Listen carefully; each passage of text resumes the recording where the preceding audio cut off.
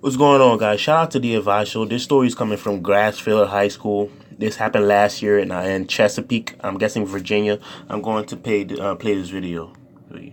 I shouldn't have to deal with this. Sean Watt says the incident happened while his son was in guitar class. And there was a student there and he's, talking about he's part of KKK. Sean says the student was holding a rope and followed that comment up with racial slurs. My son approached him and was like, you need to chill and relax. And the student hit him with the rope first. And then, my son grabbed him and, he put him down. And then he, left him alone. And when he turned around to walk away, that's when, the rope came around his neck. According to a statement written by Sean's son, he yanked the rope off, walked away, and asked the teacher if he could go to another classroom. He told another teacher, and both boys were sent to the office. And they told me that they were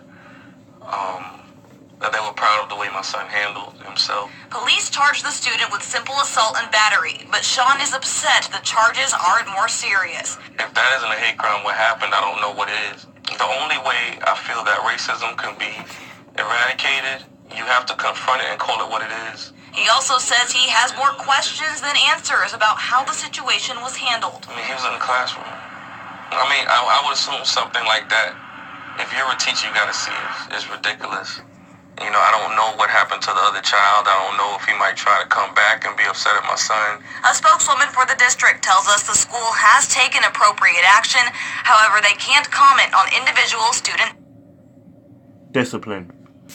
Okay. So you see that BS thing they left on the side. The kid came up to him and said he was a KKK member. He hit him with the rope. He tried to noose the kid. It reminded me of a story that I did on my last channel before the videos got taken down. It happened to a little black girl in the school. Some kids, white students tied a noose around her neck and they dragged her. It was so bad that it left the noose burns, like the rope mark. I said noose. Well, yeah, the rope mark around her neck. You can look up the story. I'm not making this up. You might find it on the Advice Show. And shout out to him again for these stories. And, I see the father, he's basically calm about this. You should be very worried. The school is not going to do anything to this kid because he's definitely white. I know he's white. And the superintendent and basically probably the principals are white. The best action he better take is to take his kids out of the school. Take his son, goddamn. Take his son out of the school. Put him in a more Afrocentric school. A more predominantly black or Hispanic school. I never understood why is it that black people think that it's better to just, okay, I understand it's better to live in a better neighborhood and all that stuff, but make sure that neighborhood demographics is at least over 30% black or something like that. Don't just move to a completely lily white neighborhood, because then you'll have to send your kid to a lily white high school, because remember, this is just modern day segregation. You could work anywhere you want. You could even work in a different state and live in a different state. But you have to specifically go to a area of where your school is. For example, I live in Trenton, New Jersey.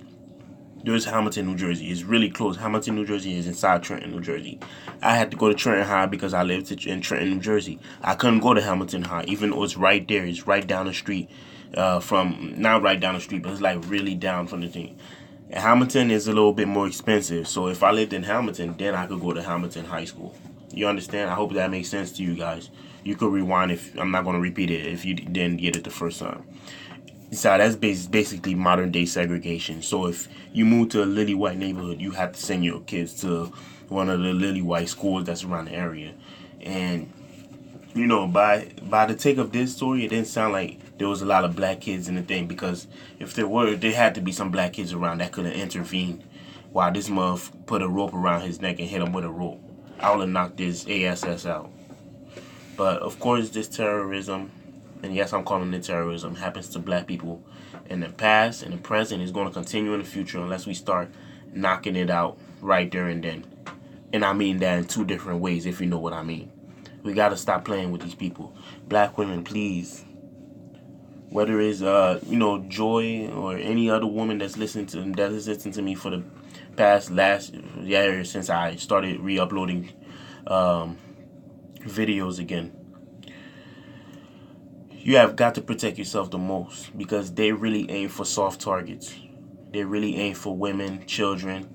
So please do exercise caution. Please be aware where you are. Protect yourself, protect your loved ones. Please get some mace, get a firearm, exercise your Second Amendment right, get a taser, get a gun, get a taser gun, or get the, the hand-to-body taser, because it's real out here. And with this whole government shutdown thing, a lot of them don't have a source of income, so they're gonna have to do whatever it is to take their anger out on something, and we're the #1 target. We, the original people, God's people, who they're coming after. Please. I do not want to see any of you who are my subscribers becoming a hashtag, nor would you like to see me become a hashtag too. And that's all I want, is for us to be protective, for us to be safe and live a good life and die old in bed and happy with the ones that we love. You guys let me know what you think in the comments. Subscribe, share the video. Remember everything I said.